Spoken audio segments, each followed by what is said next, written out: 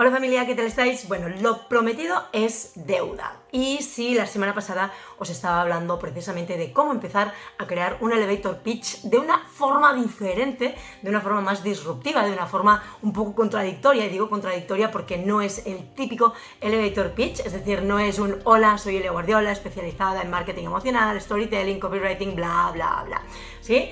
Os proponía un tipo de elevator pitch completamente diferente. Era empezar formulando una pregunta para captar la atención de nuestro oyente o de la persona que tuviéramos delante. Pero hoy voy a ser un poquito más concreta. Os dije que había una segunda parte, pero voy a empezar desde el principio.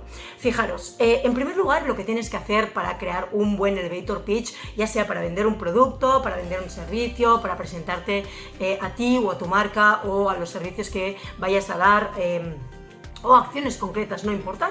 Mi recomendación es que empecéis definiendo bien el público objetivo, es decir, el público al que vais a dirigiros en ese discurso de presentación. Acordaros que os comenté que un elevator pitch, para las personas que no sabéis lo que es un discurso de presentación, ya sea para presentar un producto, un servicio, como os estaba diciendo ahora, o inclusive para presentaros a vosotros como profesionales, ¿sí? Lo primero de todo es definir a nuestro público objetivo. En segundo lugar, es detectar el problema de ese público objetivo. ¿Por qué? Porque vamos a tener que darles una solución, al menos una. Y digo una porque cuando mezclamos muchas soluciones también se cortocircuita el cerebro de esas personas. ¿Os acordáis el otro día que os decía no formuléis dos preguntas a la vez porque una de ellas va a perderse en el camino? O la primera, porque la segunda se habrán quedado en la segunda y la primera no la habrán ni respondido, o bien la segunda se perderá porque cuando formulemos la segunda, por supuestísimo,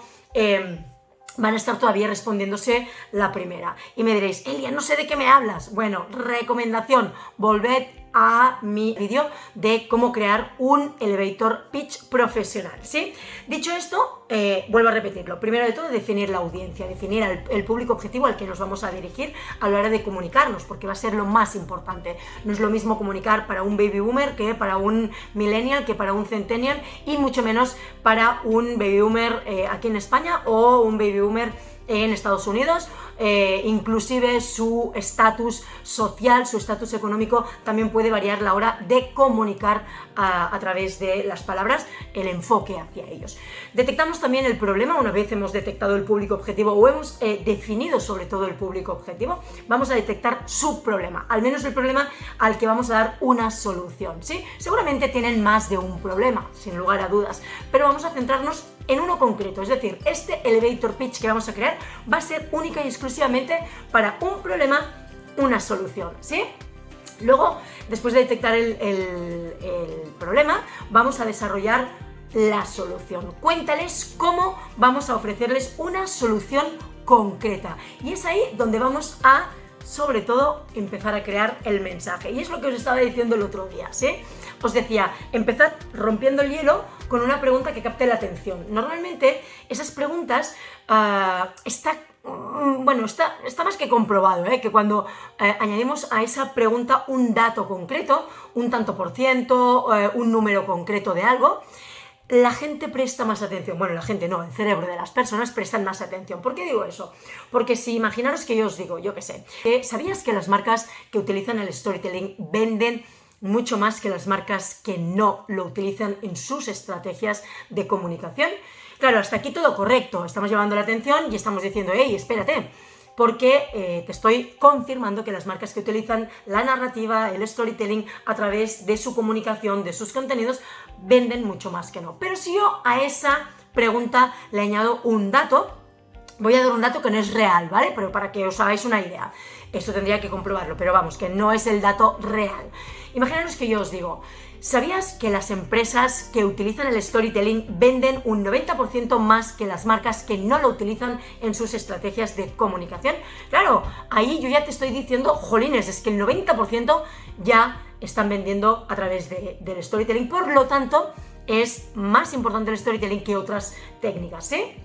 Dicho esto, hacemos un pequeño espacio de silencio, no muy prolongado ni tampoco muy breve, y nos presentamos. Nos presentamos con el nombre. Acordaros en el primer vídeo que os dije, hey, wait, esperad, no digáis vuestro nombre y apellido. Si queréis lo hacéis, ¿vale? Pero mi recomendación es que no lo hagáis, por una razón.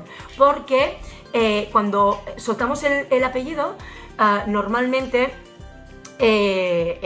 interrumpimos un poquito esa parte de cercanía. Dicho esto, cuando terminamos de hacer la pregunta, mi recomendación es que os presentéis con el nombre, ¿sí? Porque fuera el apellido, porque si queremos cercanía, si queremos que nos perciban como una marca humana, como una marca cercana, como una marca confiable, mi recomendación es que os presentéis con el nombre. Bueno, soltamos la pregunta y posteriormente, hola, soy Elia, especializada en marketing emocional y storytelling. Mi recomendación aquí es que solo digáis un par de cositas. Si queréis, pues storytelling y copywriting, marketing emocional y copywriting, lo que queráis.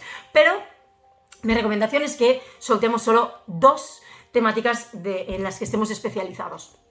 Porque si soltamos muchas, el problema es que la gente como que se abruma demasiado, ¿no? Entonces, luego, una de las cosas importantísimas, por supuesto, es tener en cuenta ¿cómo vamos a definir nuestra marca? Nuestra marca la tenemos que definir con 3 palabras, solo 3. Es decir, aquí podría deciros que estoy especializada o mi marca se dedica a crear el storytelling de las marcas que tienen una gran historia para contar, pero que no se atreven o que no saben cómo contarla. Además, utilizamos el copywriting persuasivo para mejorar los textos de las páginas web, de las secuencias de mails, de las redes sociales, bla, bla, bla, bla, bla, bla, de los guiones inclusive. Y luego toda la parte de marketing emocional, que utilizamos contenidos humanizados para transmitir esos valores, ¿sí? Hasta aquí sería un poco definir nuestra marca en 3 palabras. Y ahí es donde viene el problema. Y digo el problema no porque vayáis a tener un problema, sino porque viene el problema de esa persona. Hay que hablar del problema, hay que meter el dedo en la llaga y decirle, hey, espera, soy consciente de que los textos de tu página web no están vendiendo suficientemente bien, o no están vendiendo todo lo que querrías, o no están vendiendo lo que sea, pero ya le estás diciendo 2 cosas, que es lo que os comentaba también en el otro vídeo, pero hoy lo estoy ampliando bastante más. Y una de las cosas es decirles, este es el problema que tienes, somos conscientes de ello, pero te lo estoy diciendo por 2 razones. Para que ellos perciban, uno, que ese conocimiento que tenemos de su marca o de su problema o de su sector es real, es decir, somos conscientes de que sabemos cuál es su problema, por lo tanto, hay más posibilidades de que sepamos cómo solucionarlo. Y 2 es, bueno, si sé el problema, sé la solución, o al menos puedo ofrecerte una solución, y no te preocupes que estamos aquí para ayudarte. Luego tienes que explicar la solución, y cuando digo explicar la solución, por supuestísimo, tienes que dejar claro el beneficio de esa solución. Cuando hablo del beneficio de esa solución, me refiero a la transformación, es decir, la transformación que van a vivir esas personas que tienes delante o esa persona que tienes delante, ya sea el CEO de una marca, el director creativo o el director de marketing o el director de ventas o quien sea, no importa, a quien estés enfocando ese elevator pitch. Por lo tanto, tienes que dejar claro el beneficio, la transformación que van a vivir desde antes de contratarte hasta después de contratarte, desde antes del elevator pitch hasta incluso después del elevator pitch. Y finalmente, tenéis que dejar una puerta abierta, un comentario, una frase que deje abierta la posibilidad de que quieran contactar con vosotros. Recomendación ahí: no soltéis jamás si te ha gustado lo que te he contado, síguenos en nuestras redes sociales. Dios mío, no, caca, por Dios, no.